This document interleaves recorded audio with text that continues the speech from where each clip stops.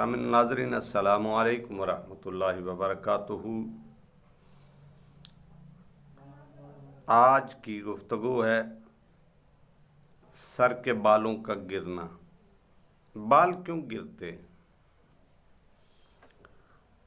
याद होना चाहिए कि दाना बुजुर्ग बड़े कहते थे, बेटा कभी कभी अपने सर को साफ भी करवा लिया करो। पंजाबी में बात करूं तो यूं कहेंगे कि पुत्र कदी कदी टिंड करा लिया करो। गर्मी के मौसम वाल खून चूसते ने, इन्हों खून की खुराक चाहिए। अक्सर खुश्की की वजह तो भी गिर जाते ने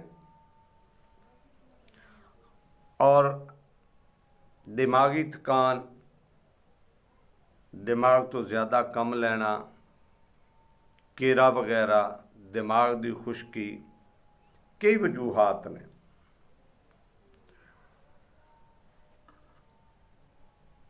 सब तो पहली गल है कि अपने सिर दे वाल जे ते खुश्की है उदा भी हल है। अगर दिमाग दे अंदर खुश्की है उदा भी हल है। बाल गिर गए ने, सिर गंजा हो गया, उदा भी हल है। अज जी चीज़ की तुहानू जरूरत है, बाल गिरते पे ने। किबला शाह साहब ने साहिवाल तो बड़ी बारी फोन किया। पहले अपने सिर नू साफ कराओ जिवें बचपन च करांदे हुंदे सन, ते फिर एक दूजे नू ठूंगे भी बड़े पैंदे हुंदे सन। ते बाबे कहना पुत्र टिंड करा लो, तो असीं कहना बाबा जदों असीं खेतां जाने ना तो कां ठूंगे बड़े मारदे, क्लास भी ठूंगे ते अगे पिछे। ते मुंडियां ने ओए गंजे इधर गल सुन, हुण ते सियाणे हो गए, हुण ते मछोर हो। अपने सिर दे वाल लवाओ अच्छी तरह, टिंड कराओ। टिंड कराउण तो बाद अगला मरहला है भेड़ का दुध लभ जाए, दुध लै लो, उन्होंने हल्का गर्म करो, गर्म करके उहदे अंदर मिठा तेल पाओ। बड़ा आसान नुस्खा पेश पिया करना। अगर भेड़ का दुध नहीं जे लभदा तो बकरी का दुध ले।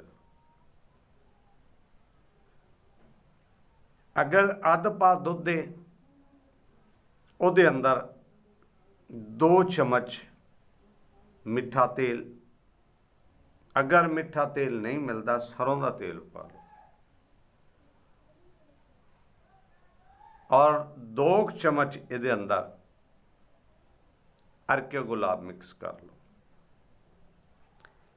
मिक्स करके रात नूं सौण लग्या